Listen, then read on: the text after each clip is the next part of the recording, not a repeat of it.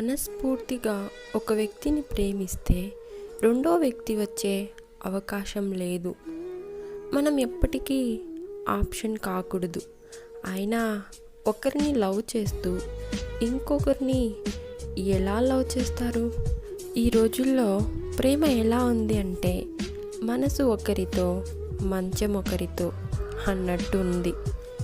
ఒకరిని లవ్ చేస్తూ ఇంకో నలుగురితో మాట్లాడడం గొప్ప కాదు. నిన్ను నమ్ముకున్న వాళ్ళని బాధ పెట్టకుండా చూసుకోవడం గొప్ప. అది నిజమైన లవ్. ఇదంతా నీకు ఎందుకు చెప్తున్నానంటే నిన్ను కోరి నీతో వచ్చినందుకు నాకు మంచి గుణపాఠం నేర్పిస్తున్నావు కదా.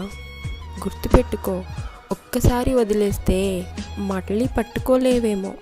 ఒకవేళ పట్టుకున్నా అది అబద్ధం మాత్రమే అవుతుందేమో.